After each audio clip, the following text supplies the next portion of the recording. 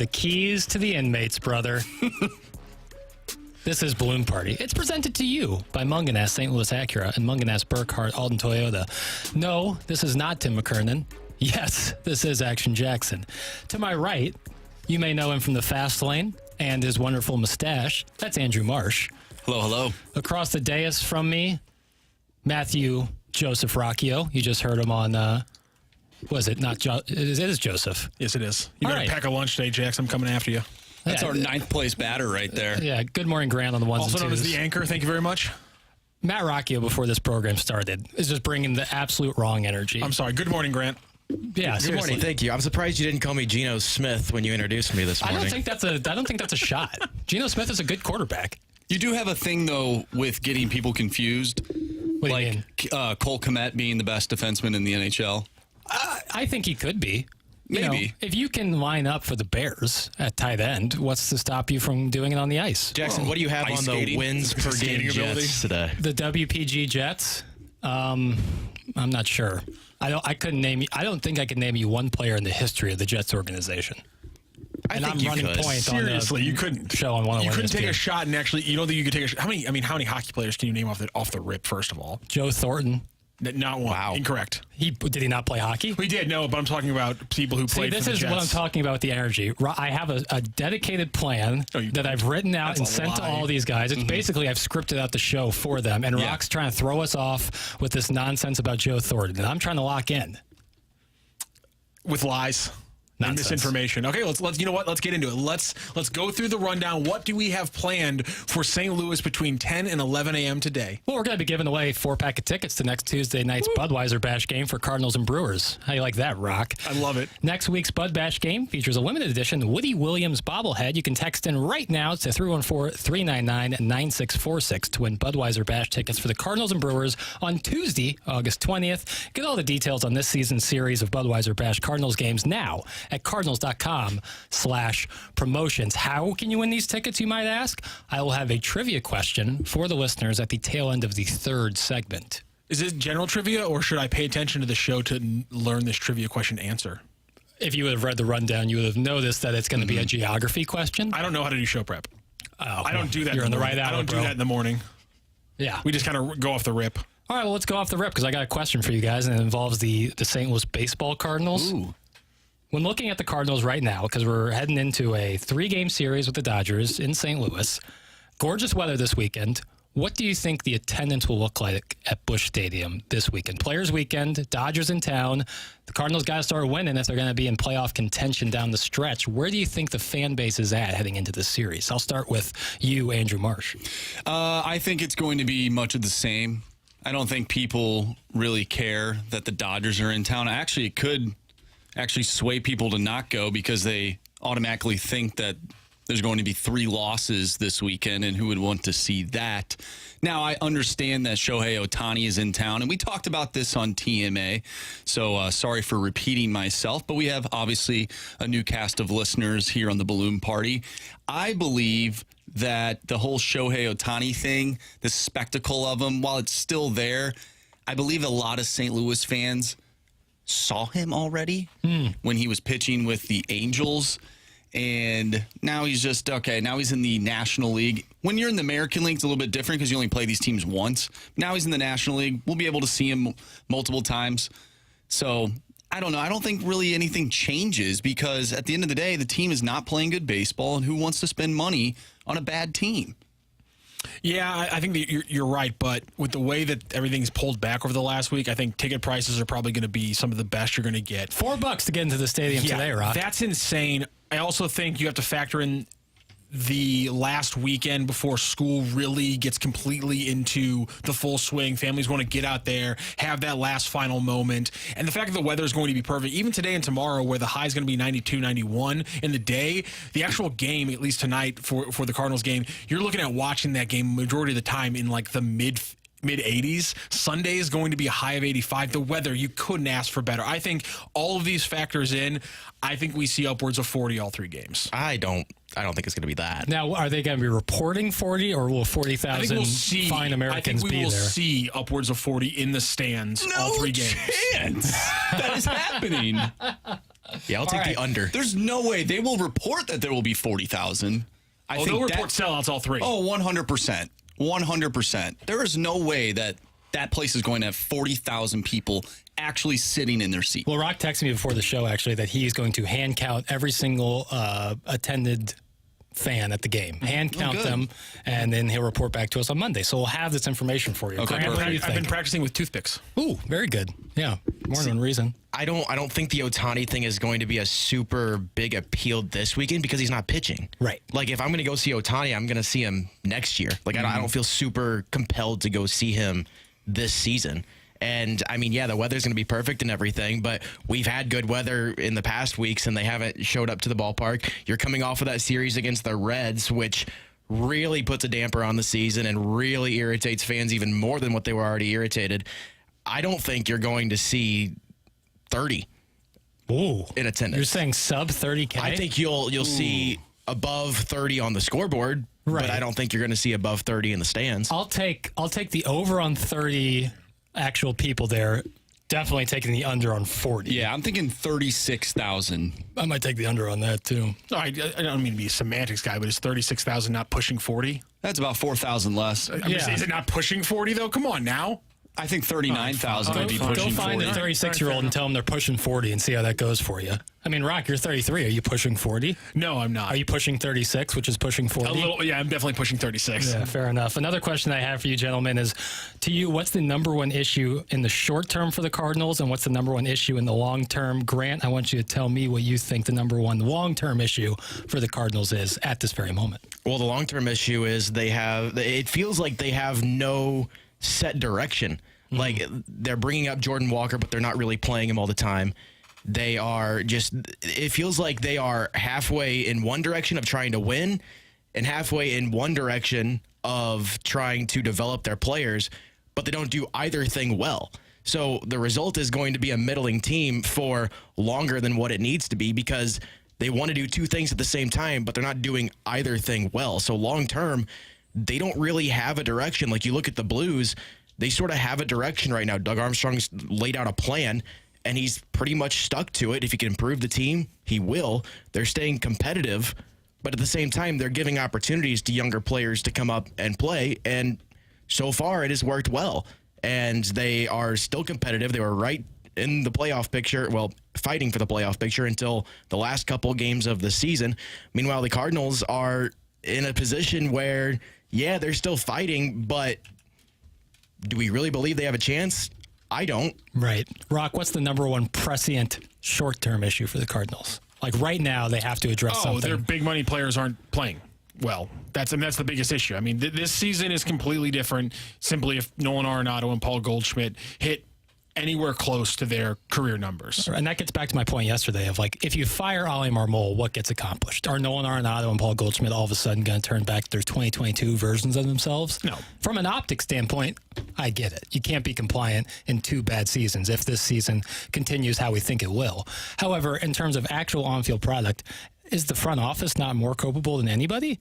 Yeah, of course they are. I mean, they've built this roster, and it's a deficient roster. I think that's what we've seen now. And if you look at simply compare, the lineups that are going to be going up against each other, not for this Dodgers one because maybe that is unrealistic, but just look at the Dodgers or the Brewers series coming up and compare the full Cardinals lineup against the Brewers lineup and ask yourself, is this a better roster? And you're going to say no at almost every single position, and that's the problem. It's a deficient roster, and you can't expect a manager in his second or third year to be able to put together a team better than what you're giving him. It's completely different when you're dealing with a Tony La Russa and a Marmol. And I'm not saying you have to hire a guy with 30 years experience and 1,000 games already won, but if you're going to hire a guy in his third year, if you're going to give him an extension after a losing season, you better improve the damn roster. Yeah. That will lead into our topic next segment. I faded. Marsh really wanted to expound on how he believes that platooning Jordan Walker is the best plan going forward. What? Unless I've misheard you. You're a big Dusty Blake guy. What is going on here? Right. Yep. Is he the pitching coach or the hitting coach? I always forget. Dusty Blake? Yeah, is He's the pitching He's the coach. Yeah, Okay, he's the my guy bad. with the baggy Turner Ward. jersey. Turner Ward. You're a big fan of Turner Ward. That's what it is. Where are you coming up with this I stuff? don't know. I know you can text in your thoughts. Facts. The Air Comfort Service text line 314-399-9646, and you can watch us on YouTube via the Air Alliance team YouTube studio cameras. That will be on 101 ESPN STL on YouTube. Coming up on the other side of the break, good morning, Grant, doing the Lord's work, really, actually producing a program unlike myself, asked a really good question. What would the Cardinals look like if Doug Armstrong had run the club for these past 5 years and vice versa with John Mozeliak? That'll be a fun thing to kick around in our next segment. This is Balloon Party, presented to you by Munganess, St. Louis Acura, and Munganess Burkhardt Alden Toyota.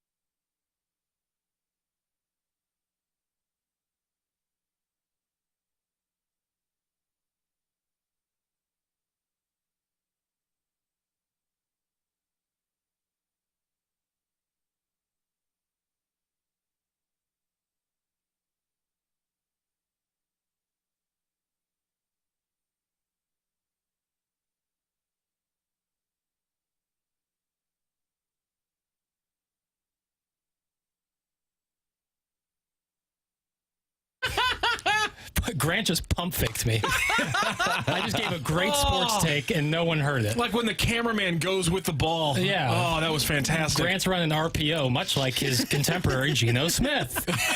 101 ESPN has your chance to win a 4-pack of tickets to next Tuesday's Budweiser Bash game for Cardinals versus Brewers. Next week's Bud Bash game features a limited edition Woody Williams bobblehead. Text in at the end of the third segment. We're doing a trivia question, a geography trivia question. You text that in 314-399-9646 to win Bud Bash tickets for Cardinals Brewers Tuesday, August 20th.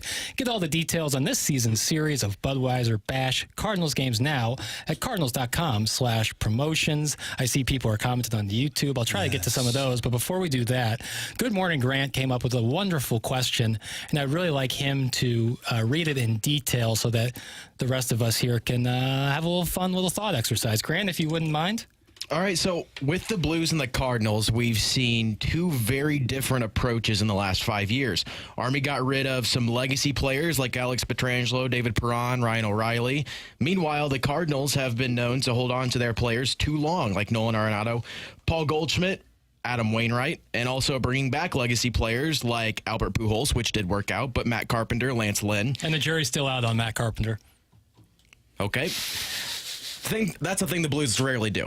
We can all agree on that. I really like that. Given this background, where do you think both of these teams would be at if the Cardinals had the Blues mindset and the Blues had the Cardinals mindset, or if John Mozeliak was running the Blues and Doug Armstrong was running the Cardinals? Marshy? Wow.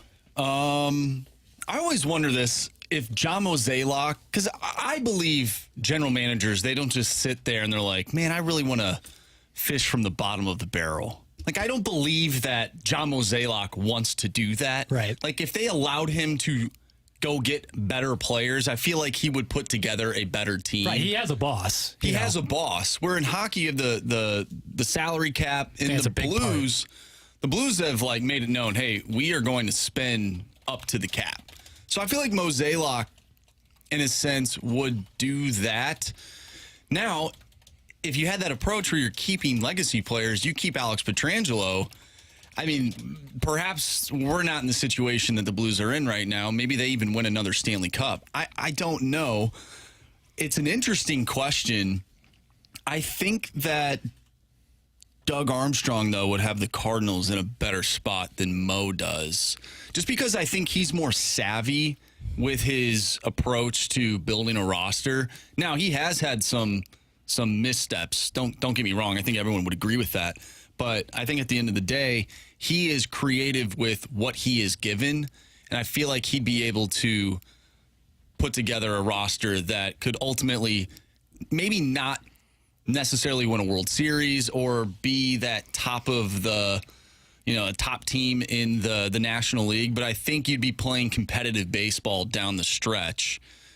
Much like what we saw, like bare minimum, what we saw in like 2017, 2018, where you were like playing those meaningful games up until the last week of the season. Right. I feel like he would have the Cardinals in a spot like that.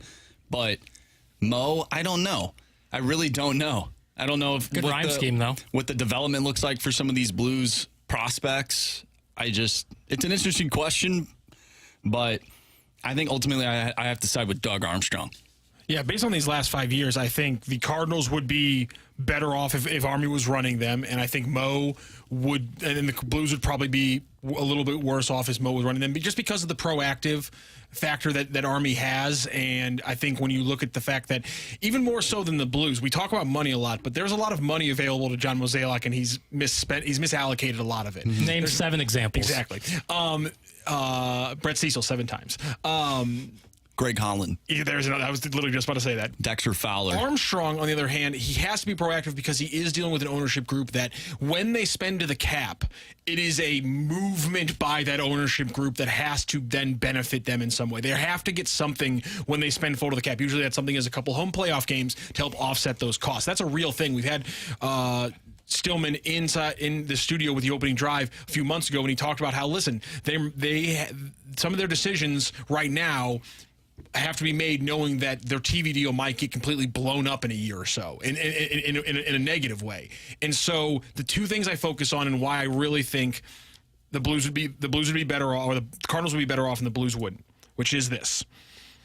Army would have gotten rid of or found a way to move on from Paul Goldschmidt and the Nolan Arenado situation at the right time. Probably as soon as last year happened. Yes, I think that's the one thing that it crystallizes of how Army moves, that we would have seen that movement with the Cardinals and that would have made them better. The one thing I have to ask myself, though, that maybe Mo does make the Blues better than Army right now is this quick question. Does John Mozeliak sign Pietrangelo? Yes. And that's the only reason why Interesting. my answer might be a wash. Because if John Mozeliak re-signs Petro the way that Army didn't, the Blues are in a completely different, much better situation today than they are right now. And here's another thing. He re-signs David Perron. He re-signs Pat Maroon. He probably re-signs a few players that would have been here otherwise. Okay, but does John Mozeliak even bring those guys in? Like, obviously, Pietrangelo That's was the already key. here. Does he bring in a Ryan O'Reilly? That's Does the he key. bring in a Yes. David Perron? The Ryan O'Reilly and Shen deals are essentially the Goldie and Arenado deals. Good point. You completely just looped a bad organization at the lowest time for that franchise. So I mean, those deals are like, I think a lot of those things happen the same way. Yeah. But I really do think the Petro deal, because is the Petro deal like the Pujols deal, where their thought process was this length at this money, we're going to get 2 or 3 good years, and then the back end is going to murder us. Do they have the same process that because that's the one example that Mozeliak had, where he didn't sign a franchise level player because of what could happen on the back end of the contract. But I think if you look at the specific examples of Pujols and Petro, I think everything breaks just enough in the Petro's way that I do think Mozeliak, in that situation, there's a very good chance he makes the other decision and he re-signs Petro. Well, I'll even give credit to Mo, because when Mo did not sign Albert Pujols for that first time around after the 2011 World Series, he brought in guys to supplement what Albert essentially did, right? You brought in Carlos Beltran, who was a very huge piece for that 2012 team. Torrey Krug, good player. I don't know if it has necessarily lived up. If you want to do the comparisons side by side, I don't think he is in that same ilk as what Beltran brought to the Cardinals after Pujols left. 573 with a really good text. Mo would have also re-signed David Backus. Yeah, someone That's brought a that. really good. yeah. That's a really good response. What I was Easy. going to say is it depends on how far back you want to go. Because if you give John Mozeliak the 2019 Stanley Cup champion Blues, then I think the Blues are still in a really good position today to be competing for a Stanley Cup. But if you go all the way back to, say, 2016, when David Backus, his contract was up, then yeah, this team's in a completely different position. And I don't know if they trade for Ryan O'Reilly, because you have Tage Thompson, who is your number 1 prospect at the time. Oh, they hold on to him. And they hold on to him, I think. And I don't know play him every 4 games. Yeah, Right. exactly. Boy, I can't help but think the wardrobe John Mozeliak could pull out in a cold weather sport like hockey. Oh, the sweater game that he would have, the cardigans. Yeah. Oh, Lightweight bombers.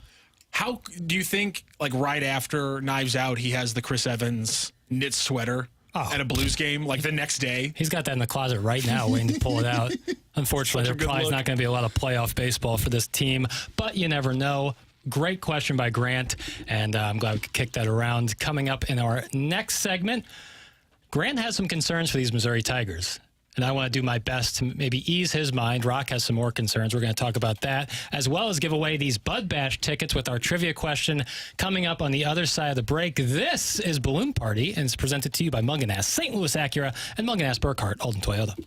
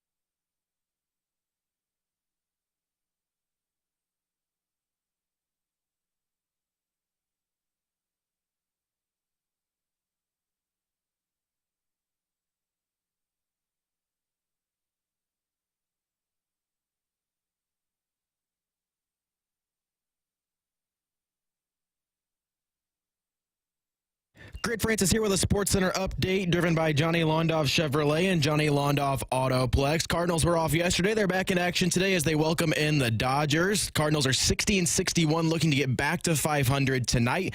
Dodgers are coming off a 4-game series in Milwaukee, which they split 2 games apiece, but they're coming off back-to-back losses in that series as they head to Busch Stadium tonight. It'll be Miles Michaelis getting the first game of this series for the Cardinals, and first pitch from Busch Stadium will be at 7:15. I'm Grant Francis. The SportsCenter update's been driven by Johnny Londoff Chevrolet and Johnny Londoff Autoplex. See them at londoff.com. Chevy, together we drive. Are you kidding me?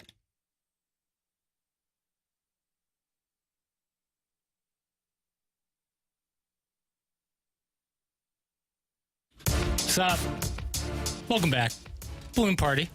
Presented to you by Munganast, St. Louis Acura, and Munganast, Burkhardt, Alton, Toyota. Text in on the Air Comfort Service text line. We're going to have the trivia question at the end of this segment to win tickets to Bud Bash for Cardinals and Brewers on Tuesday, August 20th, 314-399-9646. So stay tuned for that. In the meantime, we're going to talk a little bit of MIZ, number 11 in the country, Marshy, but number 1 in your heart. Who's your team? Do you have a team necessarily? We saw each other at the Mizzou, South Carolina game last year. Yeah, I don't really have a team. Obviously, going to North Dakota. Well, what? Carson Wentz's territory. Well, that's North Dakota State, and we don't like them. We don't like the Bison. Damn it, Brock. Gave me the wrong note. You know, the football team wasn't really the hot commodity up there. It's hockey country. It's hockey country. I was a Texas Longhorn fan growing up. I loved the Vince Young and Colt McCoy days. But then they started to suck, and then I grew up in... Fairweather fan. Well, you know, it is what it is. But I guess now that I've gone to 2 Mizzou football games that... You can call me a Tiger, I guess. I spent my money at in that town. Sure, but if you're not going to be full in, then we don't want you at all. Well, I'm not full in. All right, well then you're a free agent, and that's fine. Davis, you're doing a hell of a job at convincing me to be a Mizzou fan right now. Well, Grant's going to try to poke a hole in that. Grant. Well, okay, to preface this, I do root for the Tigers outside of this team. I am an Alabama guy, so... One more time? I'm an Alabama guy. Oof. All right. When did that start? My family's always been big into Alabama, and my sister's going there right now, actually. So, all right. I was going to try to go to the Mizzou game down in Tuscaloosa this year, but there's a Blues game that day. So what are you going to root for? You know, that's a really tough question. It shouldn't be. It is, though. It is, though. I'm sticking with Alabama because I'm not a Fairweather fan. Sure. I'll root for Mizzou every game but one this year. Okay. Well, you're going to be rooting for the losing team in that game. Grant, give me your question. Give me your concern. I'm going to ease your mind. So I've been thinking about this a lot when it comes to Mizzou because I think they have a really good team, but I do have a concern, and it's at running back because given what Cody Schrader did last season, Marcus Carroll coming in, I just don't know because it really is an unknown. We haven't seen him at Mizzou yet, obviously. Do you think that Marcus Carroll can match what Cody Schrader did last year?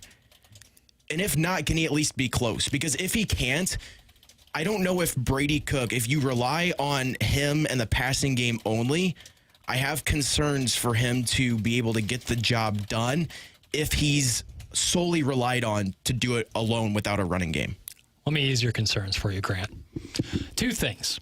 1, Marcus Carroll will not be alone in the backfield this year. Nate Knoll from Eli Drinkwitz's erstwhile program, that would be Appalachian State, has also transferred, and he will be a Missouri Tiger. They'll be wearing the 8 and 9 jersey, so you'll be seeing a lot of that in the backfield this season. And no matter what with Eli Drinkwitz... I think Tavares Jones, let's not completely shut him out. I think there's a chance that he could come on late in the season. Why do you hate Jamal Roberts? There's a lot of guys, but Carroll and Knoll will be the 2 guys, the main guys. I think Jones has got a chance late in the season is all I'm saying. And then he might... Just saying. But to my point... Yeah, my main point... Yeah, thanks, Rock. Feel free to interrupt whenever you feel. I will. Thank you. Yeah, absolutely. Eli Drinkwitz in his entire tenure at the University of Missouri, he has done, if not a bunch of things good, one thing good each and every year, and that has been his run scheme. In his first year, that COVID season, Larry Roundtree had an outstanding season. If not for the COVID season, who knows where it could have gone. But he gets picked up in the NFL, obviously not a permanent home, but he has bounced around some teams. And then you said to yourself, well, how are they going to replace the production of Larry Roundtree? Well, the next year, Tyler Beatty goes out and he breaks the Mizzou rushing record. And so it's like, oh, wow, look at this. Maybe this drink has a decent little running scheme. Then you have the following season, which is frankly bad.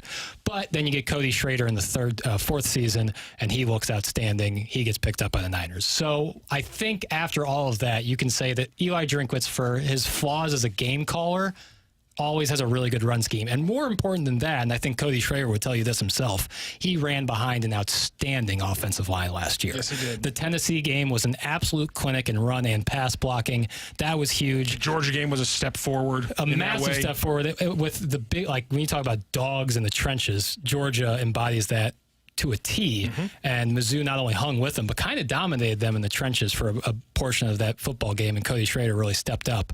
So I think that the run scheme, and not to mention, I mean, you lose Javon Foster on the offensive line, you gain Caden Green from Oklahoma. There's a lot to look forward to, and I think while we haven't seen Marcus Carroll or Nate Knoll or the bunch of other people Rock ham-fisted his way into my conversation with. You're welcome. I think no matter what, if the offensive line is good, the run scheme is good enough to support really any back who's capable in the Power Five. And I think you can even throw out, it's not Drinkwitz's fault that Nate Pete can't hold on the ball.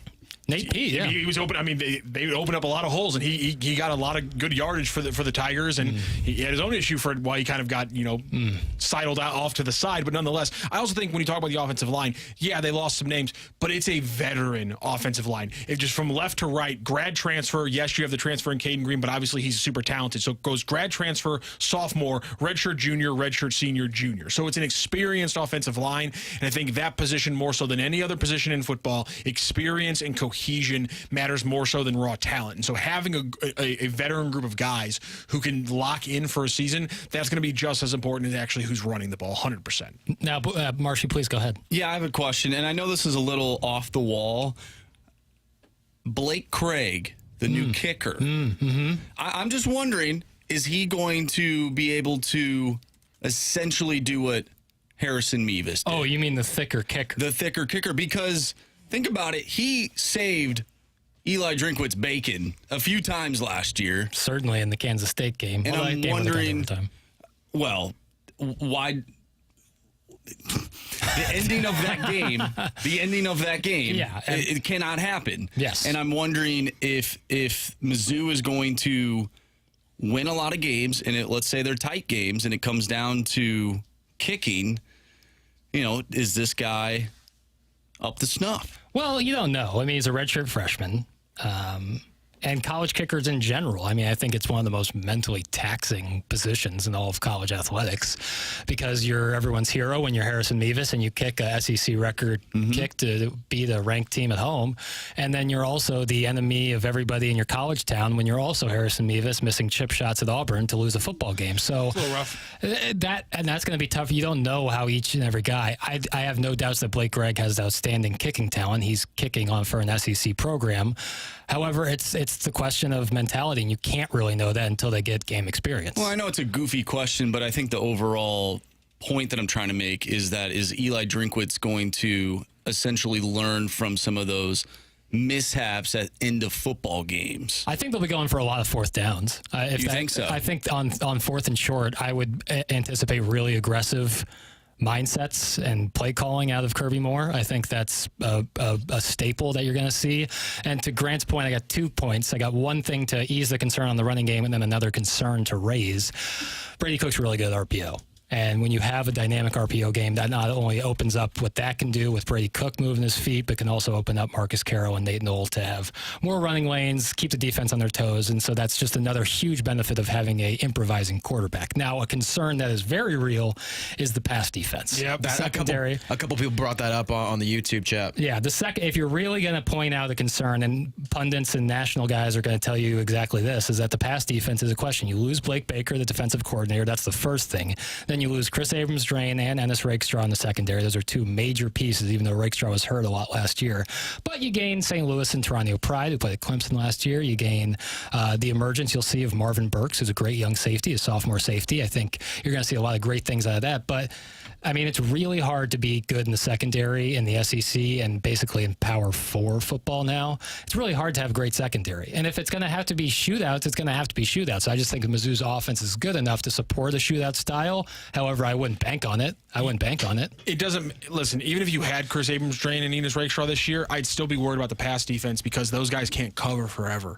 Right. And so while yes, I will always worry about not having the talent at defensive back. It doesn't matter who you got back there if you can't get to the quarterback and pressure the quarterbacks. You lose Darius Smith, your transfer coming out of Georgia. Big third down exotic blitz guy. Exactly. I mean, and the fact of the matter is we don't know what is happening with the Mizzou edge rush situation because Mizzou fans haven't gotten to see the majority of players that are now making up your edge rush rotation. It's a lot of transfers. Johnny Walker. Outside of Johnny Walker Sr., Zion Young, Eddie Kelly, even Williams Waneri, if he gets involved as a freshman, we'll see if that happens. I mean, those guys are all transfers new to the game, or obviously freshmen, and so you lose Darius Smith, a guy who was supposed to bring in a little bit of experience. That's a rough loss, like you said. Johnny Walker Jr. really the only edge rusher from last year who's still there. Even on the interior of the defensive line, you have new players there in Chris McClellan and Sterling Webb, and so just a lot of unknowns going on right now in the Mizzou defense, and I'm very worried about just the consistency, the ability to get the pass rush. We talked about the Georgia game earlier. If you can control the trenches in the SEC, that defines a lot what you can do. Yeah. Obviously, we're a lot more positive about the offensive line. The other half there is if you're getting manhandled by SEC offensive lines, they're controlling you and they're scoring 45 points a game on you. And so they need to be able to get something destructive going on in the defensive line, and I'm worried about whether or not they're going to have that. Is controlling the trenches in the SEC akin to controlling spice on the Arrakis? Yes. Shout out to my Dune fans out there. And shout out to everyone listening, because you have a chance. That was good. That was really good. Thank you. I was impressed. 101 ESPN has your chance to win a 4-pack of tickets to next Tuesday's Bud Bash game for Cardinals and Brewers. Woody Williams bobblehead, limited edition. Text in 314-399-9646. All right, here's the question. The game's on Tuesday, August 20th against the Brew Crew. It's a geography question. What European country is known as the cockpit of Europe? What? The question is, Rock, in case you were not listening, what country is known as the cockpit of Europe? Text in 314-399-9646. I don't have the text line up on my computer screen, so I'm going to slide over a little bit because I should probably have that up. Jeez. We haven't got any guesses yet. Okay, well, we might take a break here and then find the winner in our next segment. So the great part is, Jackson, right now is when we're supposed to take a break. Look at that. Are you sure about that? Look at that. Wow. I thought it was 10:51 is usually, I thought, the spot to take a break at.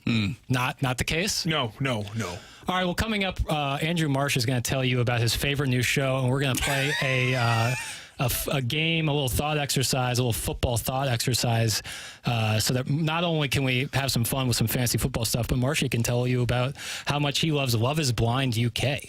How will that relate to fantasy football? You'll have to wait and see, as well as getting the trivia question on the other side of the break. This is Balloon Party, presented to you by Munganess, St. Louis Acura, and Munganess Burkhardt, Alden Toyota.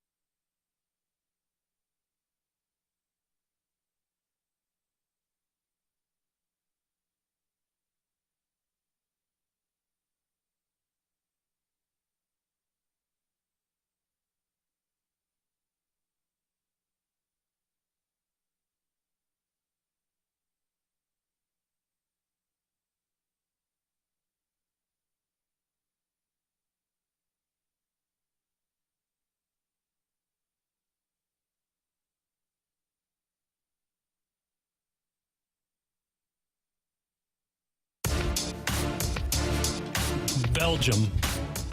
The answer is Belgium, the cockpit of Europe. So we saw plenty of those in the Air Comfort Service text line, and the winner of that will be texted here quite soon. So if you text in Belgium, take a look at your phone. You might be getting a little link to sign up for the tickets. Are you The answer is sure? Belgium. Are you sure it's not the cabin that you stayed in with all of your boys, as according to Marsh's burner? No, that was the cockpit of my soul. I would say something It was an else. interesting strategy for a vacation. Let's just point that out, all right? But you guys don't even know what you're talking about. What me and my friends do in the middle of Tennessee is none of your business. What is our business is this segment Marsh has, and I want to give at least 90 seconds for him to share his experience watching Love is Blind UK. Yes. Yes, let's go, And he Marsh. promised us accent work, so if we don't get that, I'll be perturbed. And please explain it to me like I'm 5 because I've never seen the show. Yeah, it's a bit odd, isn't it?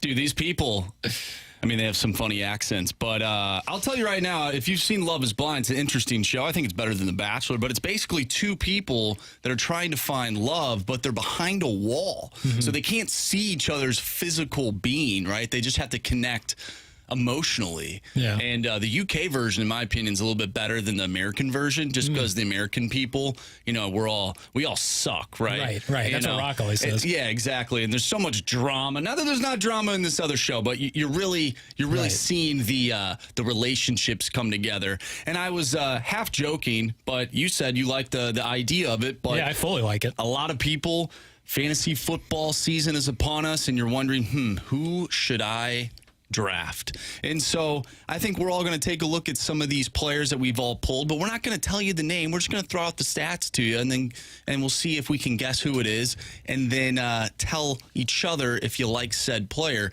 But obviously everybody, I think, has a red flag, and the first player that I have, there could be one red flag. Ooh. Are you ready for some of these stats? Yes, I mean, always ready. God, I'm sitting over here just quivering. Okay, so I didn't like that. Well, my player, this is just the 2023 season. This said player is a wide receiver. ooh. 103 receptions, 1,144 yards, 8 touchdowns on the year. Okay. And I'll even throw out the ADP, and this is according to Fantasy Pros. Overall ADP consensus is 17, wide receiver 10. Sleeper has him at number 11. If you're a sleeper person. You know what? No, I'm rejecting you, and I'm walking out the room. I'm picking up my little booklet. Yeah. I'm crossing out that name, Yeah. and I'm going. I don't know what they're lying about, but I don't like the vibe here, and I'm walking back into the hallway. We'll try again tomorrow. I don't know. I would describe myself as curious. Yeah. I would just PPR curious. Yes, I'm PPR curious. I would take a second date. Okay. I'd take How a many second games date. played for this 103 player last year? catches. Ooh, How many games played? That is a great question season? because I do not believe this player played all 17 that's a key. games. That's a key. You know what? That was on me. Sometimes you have to explore a little bit before you make a I asked decision. if they were taller than 6 foot, and when they said no, I didn't ask a secondary question to follow up. You're gonna hide Maybe your they're- important maybe they're- questions. Maybe they're 5'10". Maybe they're trying to be really honest. You're Maybe gonna they have a height shame. hunch. You're gonna height shame on Balloon Party like that. On a show with you, yes. Wow. Oh, actually, I Guy's not think even here to defend himself. they may have played all 17 games. Yeah, I'm okay with walking out. I'm not. I'm gonna. Not only am I getting a second date, but Okay. I'm planning my future. Are you ready to know who this is? Yes. This is Devontae Adams. Here's my red flag. He plays for the Raiders, and I'm who the okay with hell walking is out. going to I'm throw okay him with the walking football? out. No, I feel really vindicated. Someone has not gone through their childhood trauma, and I sensed that. I sensed that through the wall. I mean, pure skill. I just took the best wide receiver in the league. I'm just going off pure skill. But that's the thing, like, who's going to throw him the football? Aiden O'Connell, Gardner Minshew, like, that's the thing when Sounds great. When I'm drafting a wide receiver, I want to look at who is throwing him the football. Like Justin Jefferson, for instance, is a fantastic wide receiver, and I'm sure he's going to be one of the top picks in whoever's draft. But who's throwing him the football? Sam Darnold? Now, I'm high on Sam Darnold, but that's because I'm a Vikings Surprise. fan, Yeah. and I need to be, right, for my own sanity. Someone has to be. But if you're a fantasy football player, you have question marks surrounding Justin Jefferson because he can't be dynamic if he doesn't have the football. Yeah. All right. I feel the same way with Devontae Adams. I got a good one. All right. I got a real hit good us, Jackson. I'm going to hit you. I'm going to hit you real nice like. I just got to get this person's ADP up. Jesus. Right. Nice show prep, ass. Yeah, thank you. Whatever. All right, here we go. I have a running back for you. Oh, do I have a running back for you? I swear to God, if you take my running back, I'm going to be mad. I don't know who your running back is. How could I do The that? whole exercise. Okay. So this running back, he played in every game. Oh, okay. 17 games, 214 attempts, and he rushed for 976 yards, only 4 touchdowns. His ADP, you wonder? His ADP is number 6. Ooh. 4 touchdowns. 4 touchdowns. His ADP is 6? Yep, sub 1,000 yards rushing. Played in every single game. Wait, Played in every single game. Wow. what the hell's going on here, Jackson? What are you pulling on me right now? Oh, he's a I- handsome man, if that helps. I'm 4 touchdowns, fantasy how- football purposes. Can I hear his reception I'm out. numbers? I'm out on that. Can I hear his reception numbers? You want reception numbers, Rob? Yeah, I would like his that's reception true. numbers. He hauled in 58 catches for a grand total of 487 yards. You liked 4 rushing touchdowns? Wait, Well, guess wait, what? I think I He know had who this 4 is. receiving touchdowns. Is this Devin A-Chain? This is not Devin A-Chain. Is this Jahmyr Gibbs? It is not Jahmyr Gibbs. I don't know who this is, but you know what? Are you leaving them out? Are you just going to leave them? Number 6 is the ADP. Correct. Yeah, I'm out. Okay. 6 ADP overall for running backs. You think I'm Overall? Just, Correct. You think I was just sitting here just like swimming in money over here? I'm I sorry, don't know honey. what. You're going to turn down every person at the dance. I'm outta What, here. is your team getting It's made not up? Bijan, is I'm it? out. It's Bijan Robinson. Grant just nailed it. So you guys are going to turn your back on the best young running back in the See, NFL. I would be okay taking we're him, looking at though. a guy that just played. His first season. That's His what I'm first saying. season. That's what I'm saying. And it was on that team. This is why fantasy football cannot be blind. Because you have, those are not world-beating numbers. take. However, they were just a rookie last year. Yeah. They're Okay. setting up. I like Here's the this, thing, Jackson. though. That team, though, in particular, had a 1,000-yard rusher the year before and just did not utilize him Tyler in the way that they Algier. should have. Now, granted, they have a new head coach. I have no idea what they're going to do. Also, a first round pick, top round pick. I get it. Bijan Algier was a throw in that you were lucky. That's fair. You were The playing guy- house money there. Rush for 1,000 That's a yards, good call. though. It's good call, Jackson. I'm gonna roll with a running back as well, and I'm gonna go a little bit more value than you guys. So what we have here is I have a running back who played just 14 games, and in those 14 games he scored 13 touchdowns and was able to cross the 1,000-yard mark in just 219 touches. That's 4.6 yards per carry. Again, 13 touchdowns in just 14 games, and I'm getting him at number 65 overall or the number 21 running back. Is this David Montgomery? It might be. Oh, I love David Montgomery. He was on my team last year. He's a touchdown 1,000 machine. yards in 14 games and 13 touchdowns to go along with those 1,000 yards in 14 games. I will say just 16 catches for 117 yards and no touchdowns through the air. Oh, yeah, that sounds like David Montgomery. I'm taking David Montgomery. I'm not. Isn't he slow? Are you saying yes? Are you saying yes to the second date? Oh, yeah. If it's David Montgomery, yeah. I have this thing where I will, if a guy has done me dirty in years previous, I will not draft him. Like Joe Mixon. Joe Mixon's a good running back, but one particular year he screwed me over, so I haven't drafted him since. One particular year he kicked someone, and I haven't been happy with him since. It is It was 100%. Matt Rocchio. Yes. Matt Talking about Joe Rocchio. Mixon's career at Oklahoma. Google it. Have fun. It is 100% David Montgomery. Last year, 13 touchdowns in just 14 games, and right now he's going off as the 65th overall player and the 21st ranked running back. Jahmyr Gibbs looks like they got away with him not being super injured, but nonetheless, I still think there's a good chance with that kind of value. David Montgomery could have a good season. Okay, guys, we're running out of time here, but I'll give mine real quick. I'll be in charge of the clock around these parts. This running back, then we'll be in trouble. Although you've done a good job so far today. Thank you. I feel good. That's a nice Oh, attaboy. Rock was keeping him accountable. This running back, 10 games played, 741 yards, 7 touchdowns, and his ADP is number 10. Jeez. 7 touchdowns? Yes. I'm trying to cheat right now. I can't even pick this up. Did you say it was running back? Yes. What was the catching numbers? Catching The numbers. reception numbers, if I'm not being a hack? His receiving, he had 19 receptions for 153 yards and a touchdown. And how many games did he play? 10. Yeah, 10. 10 Ooh, games, injury 700 riddled. yards. Was he serving a It's suspension? an injury-riddled running back, so I'm going to go with, I'm guessing, or it could be a suspended running back. Yeah. Either way, I don't like running backs who, if you had 400 touches or you were injured the year before, either way, I'm staying away from those running backs. So I'm going to go with no, I'm walking away. Bro, look Is at, it Got high standards. Derrick Henry? Nope. I'm not taking a guess. I'm leaving this person. I'm leaving. Sorry. I would like 10 to games. It's Jonathan Taylor. Oh, you're right. He's no. injured. Yeah, I'm out on 100%. him. Yeah, I'm out. I'm out on him. But he played Simba, if I'm not mistaken, right? He played young Simba in Lion King. Jonathan Taylor Thomas. Grant's giving me the rap sign. He won't let me talk about home improvement on this show, and that's miss for the listeners. But thank you all for listening. Tim was out today, so a producer party it was, and a party it was indeed. That was a lot of fun, gentlemen. Thank you all for stopping in. Marshy just did 4 hours with me, so really, God bless him. Good job, Jackson. Grant, great work on the ones and twos. BK and Ferrari are coming up on the other side of the break. This has been Balloon Party, presented to you by Munganess, St. Louis Acura, and Munganess Burkhardt, Alton Toyota. Peace.